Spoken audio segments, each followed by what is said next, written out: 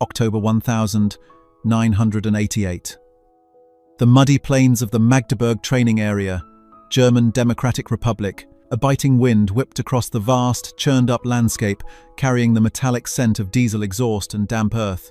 Inside the cramped, dimly lit commander's cupola of a T-80U, Major Dmitry Volkov felt the familiar, bone-jarring lurch as his driver navigated a trench.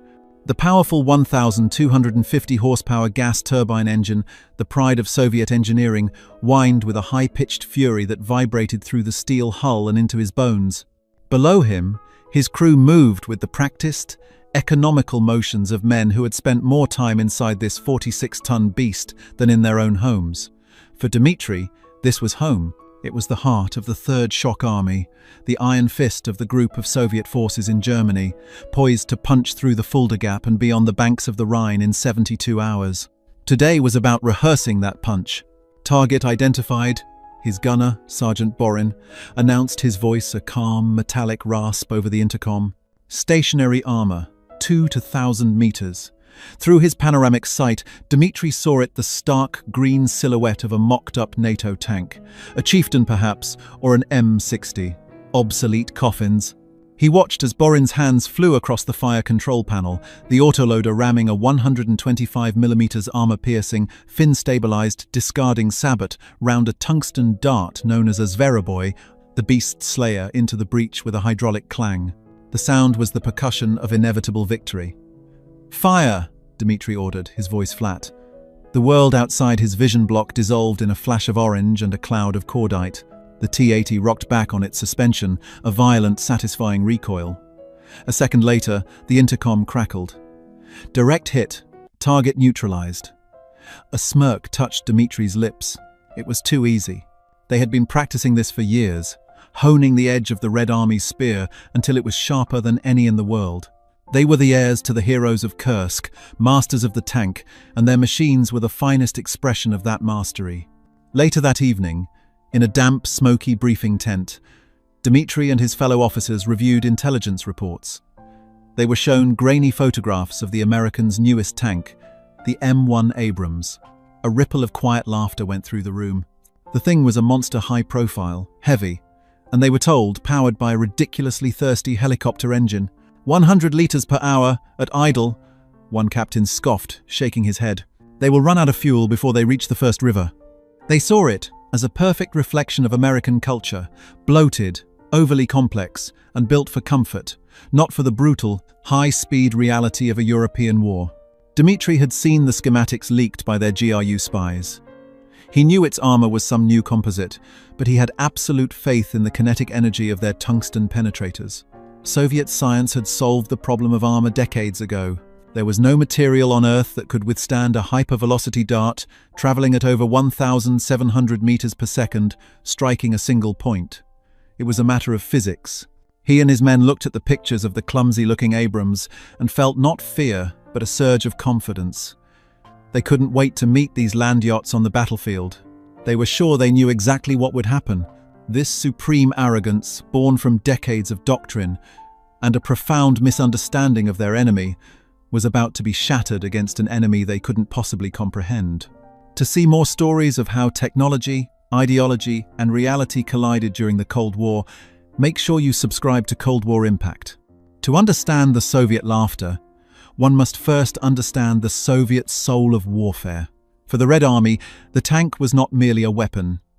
It was an article of faith, the physical manifestation of their entire military doctrine, deep battle. Conceived in the 1,930 seconds and perfected through the brutal, continent-spanning slaughter of the Second World War, deep battle was a philosophy of overwhelming mass, speed, and shock. The plan for World War III was not a cautious, defensive engagement, but a terrifying, non-stop offensive. Waves of tanks, organized into operational maneuver groups, would pour through NATO lines, bypassing strongpoints, severing lines of communication, and relentlessly driving deep into the enemy's rear. The goal was to cause a complete strategic collapse, to have T-72 seconds and T-80 seconds on the streets of Brussels and Paris before the West could even consider a nuclear response. It was a war to be won in a single, lightning-fast campaign. The tanks themselves were designed as perfect instruments for this philosophy. The T-64, T-72, and T-80 were a family of machines built on a shared set of principles that were utterly alien to the West. They were small, with low silhouettes that made them difficult to hit.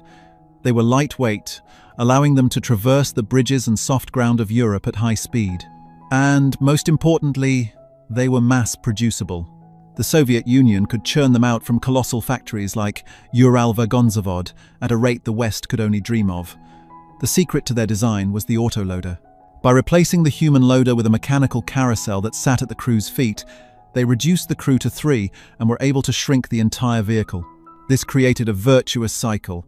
A smaller tank needed a smaller engine, less armor, and was ultimately cheaper and faster to build. Soviet designers accepted a trade-off that was unthinkable to their American counterparts. Crew survivability was a secondary concern. The ammunition was stored in the open inside the crew compartment. If the armor was breached, the resulting explosion would be catastrophic, instantly vaporizing the crew and blowing the turret clean off the hull in a phenomenon grimly known as a jack-in-the-box. But this was a calculated risk. In Soviet military calculus, the individual tank and its crew were expendable assets. What mattered was the unstoppable momentum of the armored horde. Losses were expected, planned for, and would simply be replaced by the next wave. The gun was paramount. The 125mm 2A46 smoothbore cannon was a fearsome weapon, more powerful than the 105mm rifled gun that equipped the vast majority of NATO tanks for decades.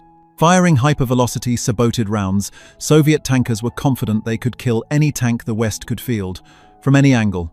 Intelligence from their spies in the West only reinforced this confidence. They saw the Abrams as a deeply flawed machine. Its AGT-1500 gas turbine engine was a logistical nightmare, a delicate, complex piece of machinery that consumed fuel at an astronomical rate and required massive amounts of clean air, a liability on a dusty or debris-strewn battlefield.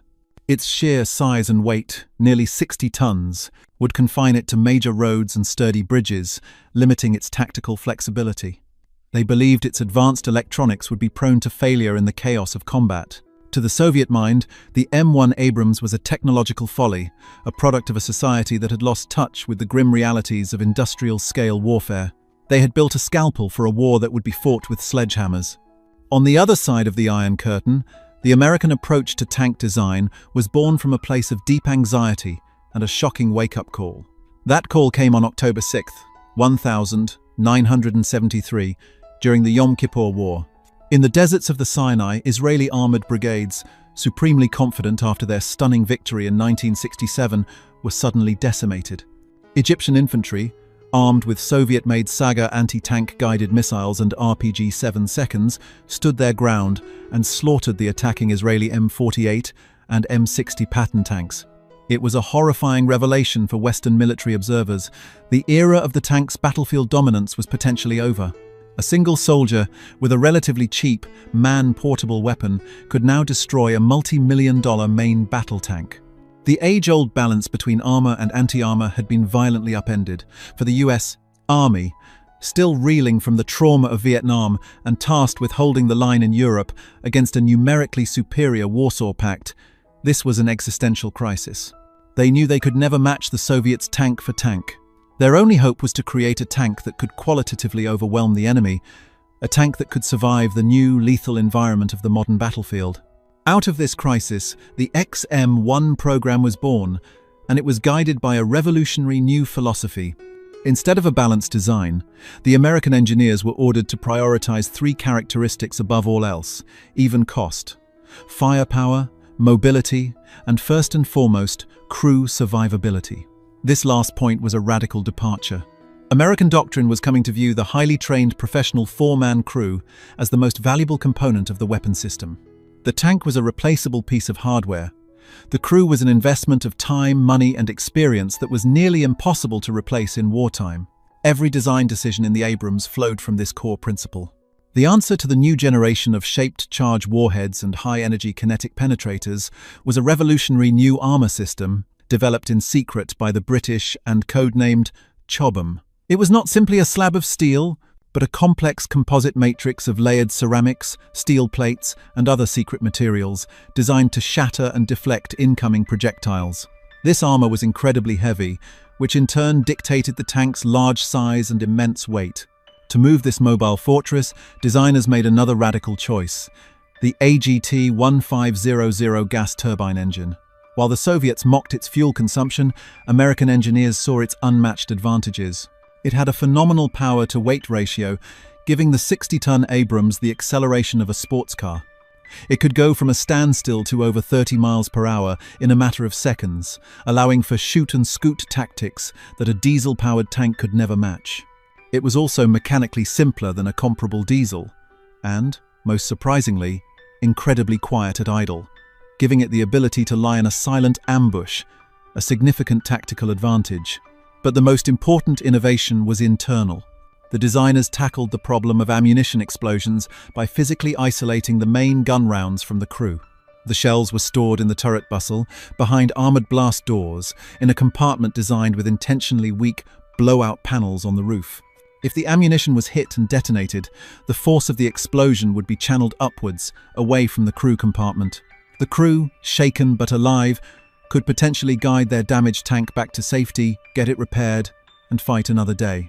For a Soviet tanker, whose comrade sitting next to him was effectively leaning against a stack of high explosive propellant, this concept was utterly inconceivable. It was a level of care for the individual soldier that simply did not exist in their military philosophy. The Abrams wasn't just a new tank, it was a new way of thinking about war. It was a land battleship, a defensive powerhouse built to withstand the storm and kill the enemy from a distance. As the 1,980 seconds drew to a close, these two diametrically opposed philosophies, forged in different histories and aimed at different wars, were set on a collision course. One was a rapier, the other a shield. One believed in the expendable many, the other in the survivable few. And the Soviets, in their confident laughter, had no idea that the shield was also a mirror, about to reflect their own firepower back at them with terrifying consequences. February 26, 1991. The featureless, windswept desert of southern Iraq, designated on military maps as grid coordinate 73 Easting. A brutal shamal, a sandstorm of blinding intensity, had descended upon the battlefield, reducing visibility to less than 100 meters. For Captain Rahim al-Jamil of the Iraqi Republican Guard's Tawakalna division, the storm was a gift from Allah.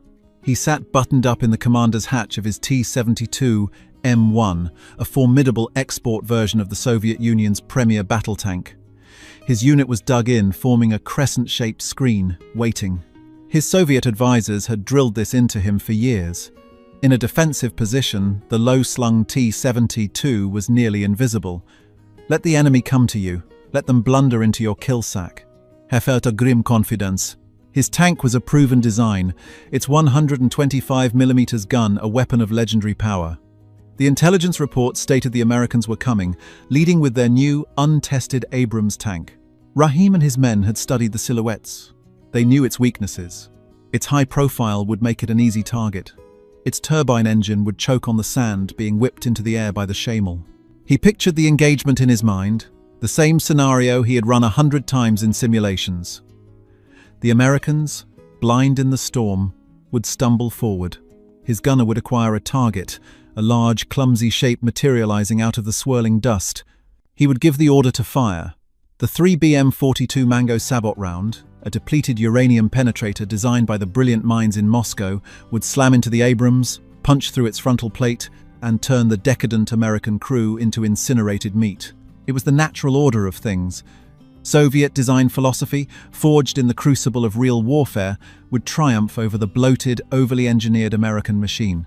He listened to the rhythmic hiss of the sand against his hull and waited for the sound of approaching engines.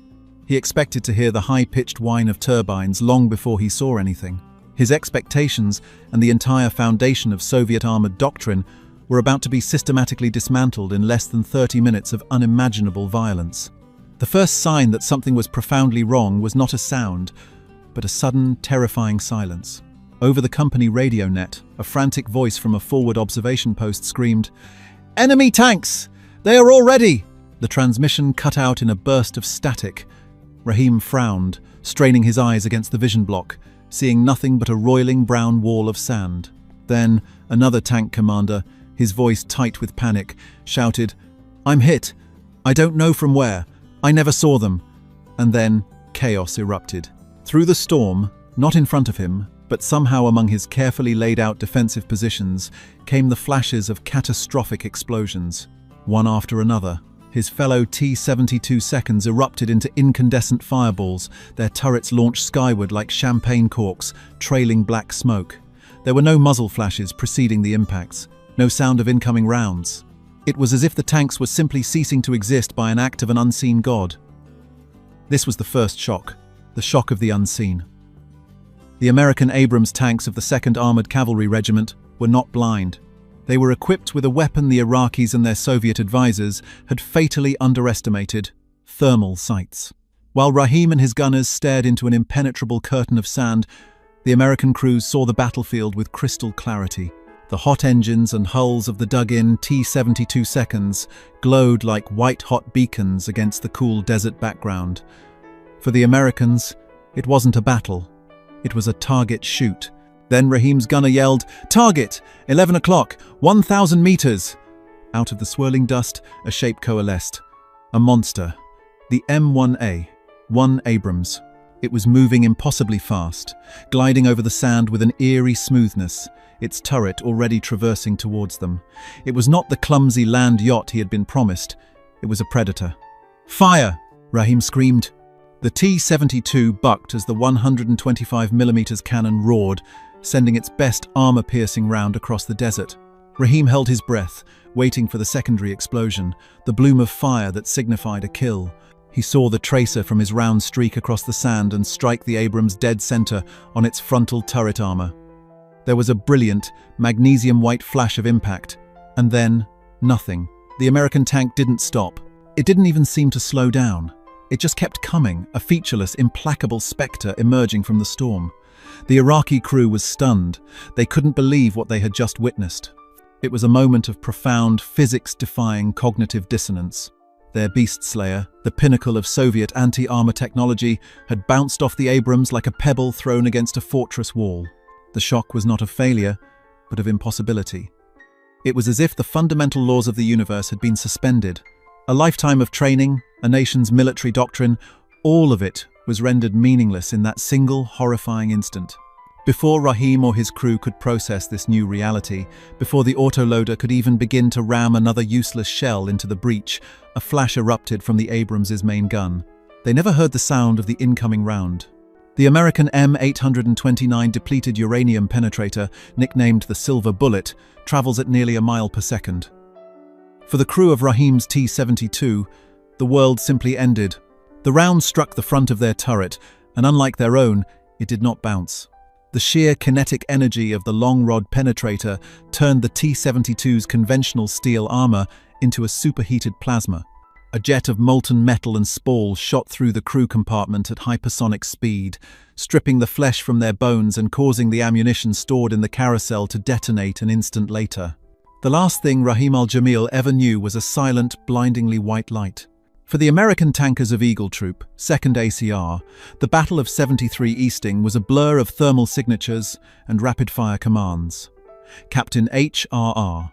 McMaster, the troop commander, spurred his 9 Abrams tanks and 12 Bradley fighting vehicles forward, straight into the teeth of the storm and the heart of the Iraqi defense. His crews were calm, professional, and utterly lethal. Their mantra was simple: see first, shoot first, kill first. Their thermal sights gave them an almost supernatural advantage, allowing them to engage and destroy the Iraqi tanks before the enemy even knew they were under attack. The radio chatter was a cool, efficient litany of destruction. Target, T-72, 12 o'clock, on the way. A pause. Target destroyed. Next target, 9 o'clock, firing. A pause. Kill. The immediate aftermath for the Tawakalna division was not a retreat. It was an annihilation. In just 23 minutes, a cornerstone of the much-vaunted Iraqi Republican Guard was utterly shattered. Dozens of T-72 seconds and other armored vehicles were turned into smoldering, blackened husks, their crews erased. The carefully planned Soviet-style defense had collapsed into a panicked rout. The radio channels that had been filled with confident reports minutes earlier were now either silent or choked with the screams of dying men and the terrified warnings of those who had witnessed the impossible. Their tanks cannot be killed. One Iraqi officer was heard shouting before his transmission was cut short. the doctrine had no answer for this. There was no contingency for an enemy whose armor was impervious and whose guns could kill with impunity from beyond visual range. It was a complete system failure, a doctrinal collapse played out in a theater of fire and twisted metal. The reports that would eventually filter back to stunned Soviet military advisors in Baghdad and then to a horrified general staff in Moscow would sound like the ravings of madmen. But the evidence, burned into the sands at 73 Easting, was undeniable. The game had changed. The confident laughter that had echoed in the briefing tents of East Germany just a few years earlier had died in the desert, replaced by a chilling realization: the West, and America in particular, had made a technological leap that had rendered an entire generation of Soviet armor obsolete overnight. The absolute devastation at 73 Easting was not a fluke, nor was it merely the result of a better armored tank. It was the first battlefield demonstration of a fully integrated, systematic approach to armored warfare that the Soviets had failed to anticipate. They had focused their intelligence on armor thickness and gun caliber, viewing the tank as a duelist. The Americans had built a system, a network of interlocking technologies that transformed the Abrams from a mere tank into the apex predator of a new digital battlefield. This system was built around a trinity of sight, calculation, and navigation that rendered the Soviet concept of massed assault obsolete. The first element of this trinity was the gunner's primary sight, a marvel of engineering that gave the Abrams crew the eyes of a god. Its thermal imager was not a primitive light intensifier like Soviet night vision, which needed ambient light from the moon or stars and produced a blurry, green-hued image. The American thermal sight detected minute differences in heat, painting a high-contrast picture in shades of black and white, regardless of darkness, smoke, fog, or even sandstorms. A running T-72 engine, hot from use, stood out against the cool night desert like a bonfire. The Americans didn't need to see the tank. They just needed to see its heat. This godlike vision was paired with the second element, a digital mind. When an American gunner placed his crosshairs on a thermal signature, a press of a button sent an invisible beam of light from a laser rangefinder to the target and back, calculating the exact distance down to the meter in an instant. This data, along with input from sensors measuring wind speed, temperature, barometric pressure, and even the slight droop of the gun barrel from gravity, was fed into an advanced ballistic computer. In less time than it takes to blink, the computer produced a perfect firing solution, automatically elevating the cannon to the precise angle needed to ensure the sabot round would arrive at the exact point the gunner was aiming at, 2 kilometers away. The third, and perhaps most revolutionary, element was the gift of unerring direction. For the first time in the history of warfare, an armored force was equipped with the global positioning system. While Soviet-trained Iraqi commanders navigated the featureless desert with maps, compasses, and the constant fear of getting lost, American tank commanders looked at a small screen that told them their exact location on the planet. This single technology unlocked a new dimension of strategy. It allowed for audacious, high-speed flanking maneuvers across hundreds of miles of empty desert at night, with a level of coordination and precision that was previously unimaginable. The Seven Corps' famous Hail Mary, flanking maneuver during Desert Storm, simply would not have been possible without it. This system, thermal sight, laser rangefinder, ballistic computer, and GPS, created a pattern of engagement that repeated itself with nightmarish consistency across the battlefield. The Americans could see, shoot, and move in conditions that left their opponents utterly blind and paralyzed. This pattern of dominance was not confined to a single battle. It became the brutal, defining reality of the ground war, written in fire and steel across the deserts of Iraq and Kuwait. Consider the experience of an Iraqi T-72 platoon from the Republican Guard's Hammurabi division dug into a defensive line south of Basra. It is the dead of night, hours after the main coalition assault has begun. The platoon commander, a young lieutenant named Faisal, feels a certain security in the oppressive darkness. His own T-72's infrared searchlight is turned off to avoid giving away his position. Through his primitive night vision device, the world is a narrow, grainy tunnel of ghostly green. He knows the Americans are out there, somewhere in the blackness, but he believes the night is his shield. Suddenly, a tank 100 meters to his right explodes without a sound or a flash of warning. A column of fire and smoke punches into the night sky, the turret of the T-72 cartwheeling away into the darkness. Faisal's blood runs cold. Panic floods the radio net. Before he can even order his platoon to start their engines, a second of his tanks is hit and detonates. The crew is terrified. They are being slaughtered by an invisible enemy. They are firing their main guns wildly into the night, the muzzle flashes only serving as aiming beacons for the unseen hunters. Faisal screams at his driver to move, to get out of the kill zone, but as his tank lurches forward, his world is consumed by a silent, instantaneous flash of white. For the crew of the American M1A 2,000 meters away, the engagement was clinical. The Iraqi platoon appeared in their thermal sights as a neat row of glowing white signatures.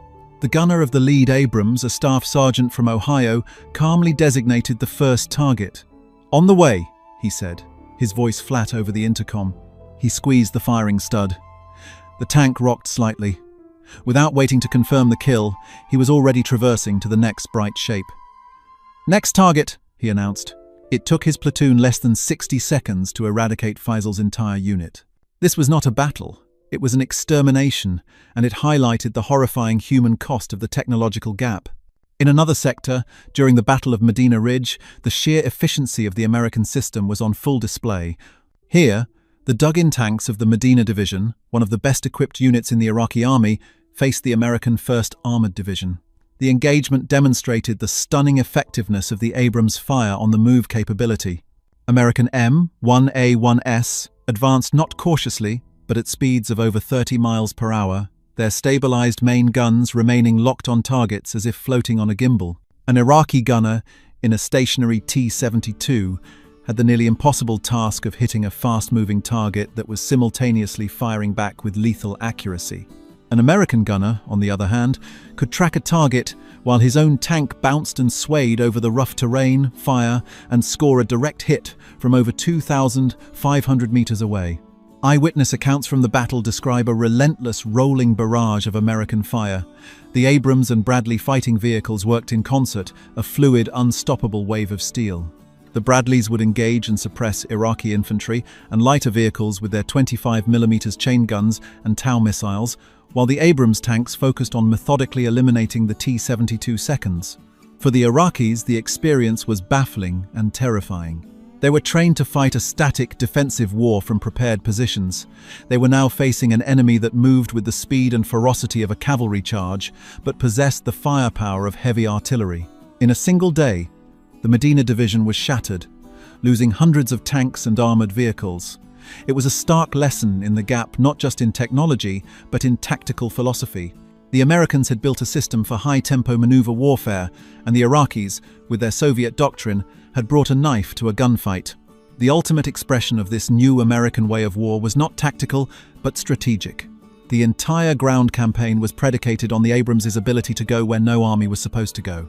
The Iraqi High Command, fully expecting a frontal assault into Kuwait, had positioned the bulk of their elite Republican Guard divisions along the Saudi-Kuwaiti border. They were dug in, prepared, and waiting for a head-on collision. That collision never came. Instead, the entire US 7 Corps, a massive armored fist of thousands of tanks and vehicles, performed a gigantic flanking maneuver, a Hail Mary, pass that swung far out into the Iraqi desert to the west. This vast, perfectly coordinated wheeling movement across hundreds of kilometers of barren, featureless terrain, conducted mostly at night and at high speed, was a strategic masterpiece made possible by GPS. When the 7 Corps slammed into the flank and rear of the Republican Guard, the Iraqis were caught completely by surprise. Their tanks were facing the wrong way, their supply lines were severed. Their entire defensive strategy was rendered instantly irrelevant. The M1 Abrams hadn't just defeated its counterpart in battle, its mere existence and the system that supported it had allowed American commanders to completely unhinge the enemy's strategic center of gravity. Throughout these encounters, a single, chilling image came to symbolize this new form of American dominance. It was not a flag, nor was it the tank itself. It was the view through the gunner's thermal sight, the thermal ghost. In the cool, black and white world of the thermal imager, an enemy tank ceased to be a machine manned by other human beings. It was stripped of its camouflage, its national markings, its very identity. It became nothing more than a glowing, white-hot silhouette, a heat signature waiting to be serviced. The American gunner wasn't engaging a T-72, he was targeting a bright shape. This detached, impersonal view defined the one-sided nature of the conflict. It was warfare reduced to its most elemental technological form, the simple act of placing a crosshair on a glowing ghost and pressing a button to make it disappear. This symbol of a disembodied digital enemy, visible only to the hunter, represented the absolute chasm that had opened between American and Soviet military technology. The pattern was now brutally, undeniably clear. What began as shock and disbelief had hardened into a horrifying certainty for any who stood against the M1 Abrams. The shield was unbreakable, and the spear it carried never missed. In the hushed, wood-paneled briefing rooms of the Soviet Ministry of Defense in Moscow, the atmosphere was not one of anger, but of a cold, creeping dread. The initial reports from Iraq had been dismissed as panicked exaggerations, the excuses of a defeated client state. But as Soviet military advisors were quietly exfiltrated from Baghdad, bringing with them grainy photographs, after-action reports, and first-hand accounts of the carnage, a horrifying picture began to emerge. It was a picture that was systematically deconstructed on a long table for the grim-faced marshals of the Soviet Union and the chief designers from the legendary tank bureaus of Chelyabinsk and Nizhny Tagil. The evidence was irrefutable and utterly damning. They saw photographs of T-72 seconds, with neat, pencil-thin entry holes in their frontal armor, the point of impact surrounded by a telltale discoloration from extreme heat. Inside, the story was always the same: complete annihilation. They analyzed shell fragments and were baffled by the metallurgy of the American M829 penetrator, a material so dense and tough it defied their own manufacturing capabilities. A senior GRU analyst, a man who had spent his entire career studying NATO armored vehicles, stood before a silent, stunned audience. He didn't speak of tactics or Iraqi incompetence. He spoke of physics and engineering. "Comrades," he began, his voice low and devoid of emotion, "the reports indicate that our 3BM-42 penetrator, our very best anti-tank round, was incapable of defeating the frontal aspect of the M1, a one special armor at normal combat ranges. We have multiple, confirmed eyewitness accounts from our advisors of direct hits that resulted in nothing. The American round, however, did not suffer the same limitation. It appears to defeat the frontal armor of our T-72 at any and all combat ranges." A murmur went through the room. This wasn't a failure of a specific tank, it was a fundamental failure of their material science. The analyst then projected a slide, showing a blurry thermal image captured by an American source. "This," he said, gesturing to the glowing white shapes, "is how they saw the battlefield. While our crews were blind, they could see every one of our tanks as clearly as if it were daylight. They were not fighting tanks. They were eliminating signatures." The admission hung in the air, thick and suffocating. All the years of building more tanks, faster tanks, tanks with bigger guns, all of it had been rendered moot by an enemy who had changed the very nature of seeing. The Soviet realization was not just that they had fallen behind, it was that they were playing an entirely different game, and they didn't even know the rules. The immediate response from the Soviet High Command was a desperate, almost frantic scramble for countermeasures. The threat was no longer theoretical, it was existential. The entire military posture of the Warsaw Pact, predicated on the unstoppable power of its armored formations, was now a house of cards. The order went out to the design bureaus. Solve the Abrams problem, and solve it now. The first and most urgent priority was armor. If their steel couldn't stop the American penetrator, they would have to find something that could. The result was Contact 5, a second-generation explosive reactive armor, ERA. Unlike the first-generation bricks designed to defeat shaped charges, Contact 5 was a heavy, sophisticated system specifically engineered to defeat kinetic energy rounds. When struck by a long-rod penetrator, the explosive-filled cassettes would detonate, but not just outwards. The plates were designed to shift sideways at high speed, shearing the incoming rod and deflecting its energy. It was a brilliant and brutal piece of engineering, and it was rushed into production to be bolted onto the front of their new T-80U and T-72B tanks. Simultaneously, their metallurgists and ordnance experts worked feverishly to close the firepower gap. They developed the 3BM-46 Svinets, a new sabot round with a longer, denser tungsten penetrator designed to mimic the properties of the American depleted uranium rounds. For their anti-tank missiles, like the 9M119 Sphere fired from the T-80's main gun, they developed new tandem charge warheads, designed with a small initial charge to defeat reactive armor, followed by a larger main charge to penetrate the hull. While these efforts were underway, the KGB's Directorate T, responsible for scientific and technical intelligence, launched a worldwide effort to acquire the secrets of the Abrams. Agents were tasked with obtaining samples of Chobham armor, detailed schematics of the AGT-1500 turbine engine, and above all, the source code and hardware for the American thermal sights and ballistic computer. It was a shadow war fought in laboratories and back alleys, a desperate attempt to steal what they could not invent. But these countermeasures, born of desperation, ran headlong into the crumbling reality of the late-stage Soviet Union. The technological solutions were clever, but they were patchworks, not integrated systems. Contact 5 added tons of weight to the tanks, stressing their engines and suspensions. The new ammunition was an improvement, but it couldn't fully compensate for the inherent limitations of the two A-46 cannons' accuracy at long range. Most critically, they could not close the digital gap. Soviet industry, for all its might in producing steel and heavy machinery, was hopelessly behind in microelectronics, digital processing, and quality control. Their attempts to reverse engineer American thermal sights produced images that were less reliable, had lower resolution, and were prone to breaking down.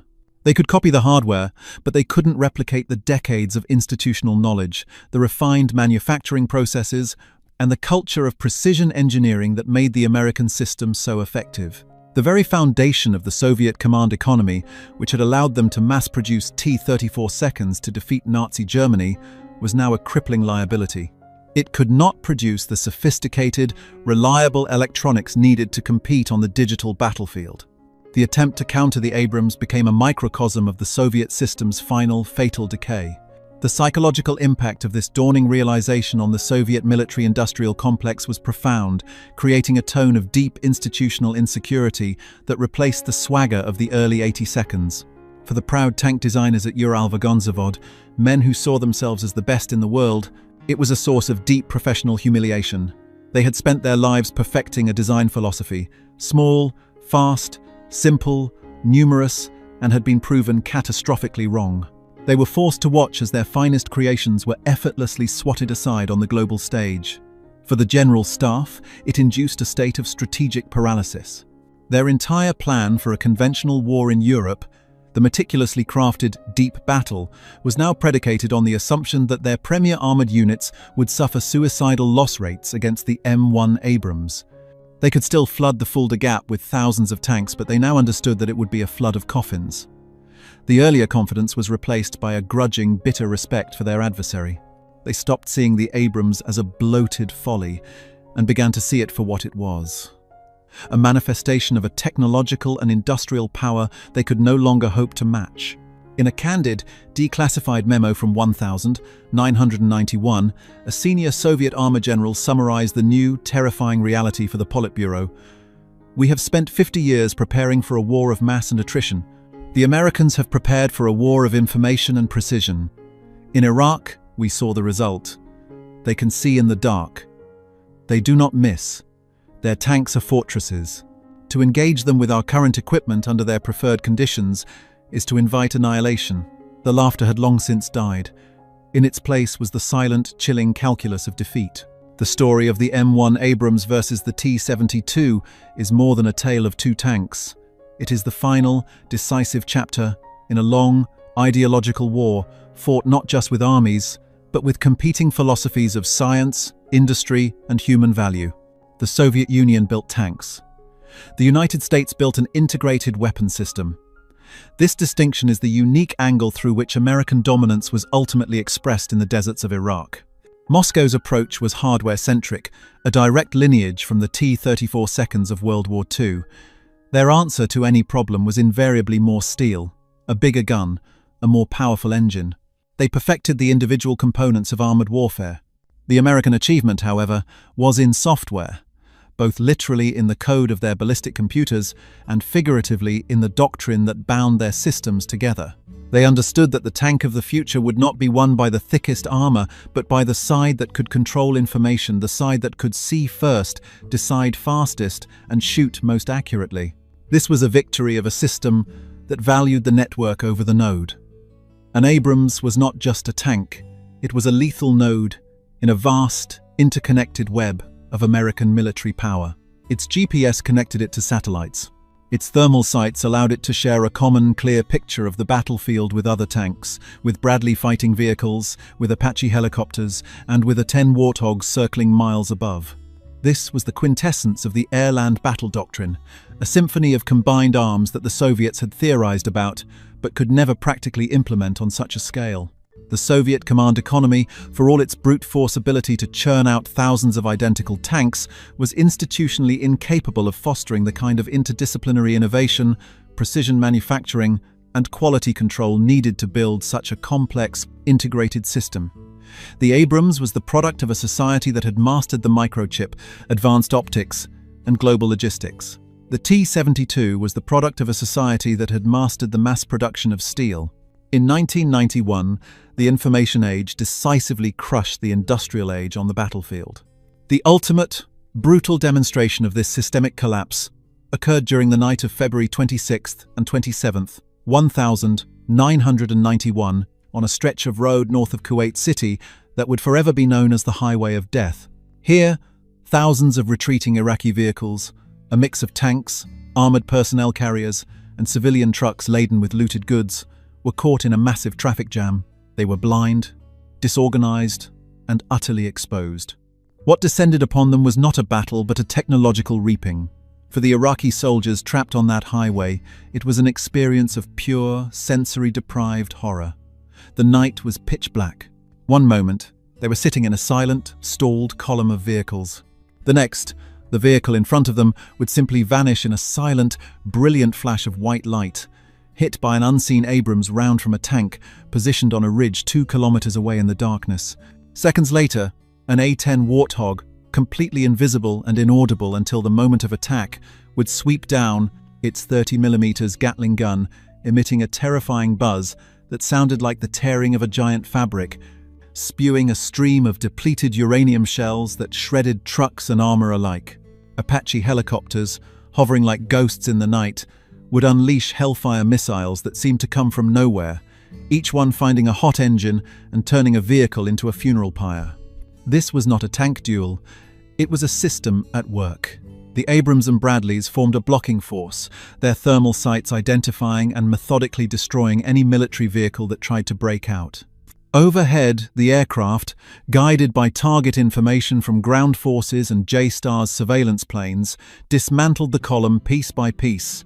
For the men on the ground, there was no countermeasure. They couldn't see who was shooting them. They couldn't shoot back. Their only experience was of a sudden, incomprehensible end delivered from the darkness. The Highway of Death was the final, horrifying proof of the concept. When the American system was fully unleashed, its enemies did not just lose. They were removed from the equation with an impersonal, machine-like efficiency. It was the thermal ghost made manifest on a strategic scale. In the years following the collapse of the Soviet Union, many former Soviet designers and generals got their first chance to see an M1 Abrams up close. They climbed inside, marveled at the spaciousness of the crew compartment, and were reportedly stunned by the ergonomic design and the quality of the finish. But the most profound difference, the one that truly defined the two philosophies, was not in the armor or the gun, but in the design's ultimate purpose. The Soviet tank was built to be an expendable weapon, and its crew, by extension, was treated as an expendable component within it. The ammunition carousel at their feet was a constant, implicit acknowledgement of this fact. The Abrams, by contrast, was built from the inside out with a single overriding principle: to bring its crew home. The armored blast doors, the blowout panels, the separation of crew and ammunition, these were not features designed to win a single battle, but to win a war by preserving the most precious asset, the trained professional American soldier. This is the enduring legacy of the Abrams. It is not just the lopsided kill ratios or the legendary performance at 73 Easting. It is the silent testimony of the thousands of American tankers who fought in these machines and survived encounters that would have been a death sentence in any other tank in the world. The Soviets had perfected a tank for a war of attrition, where human lives were a resource to be spent in vast quantities. The Americans had built a tank that reflected the values of a society that, for all its flaws, placed an immense premium on the life of the individual. The confident laughter of Soviet tankers in 1988 was silenced, not merely by a better tank, but by a superior philosophy. They believed the key to victory was the brilliant sacrifice of the many. The Americans proved it was the calculated survival of the few. The T-72 became a symbol of a fallen empire, its wreckage littering the world's battlefields. The Abrams became a symbol of a new kind of power, a quiet, deadly testament to the fact that in modern warfare, the most dominant force is not the machine that is most easily lost, but the one that is most determinedly saved.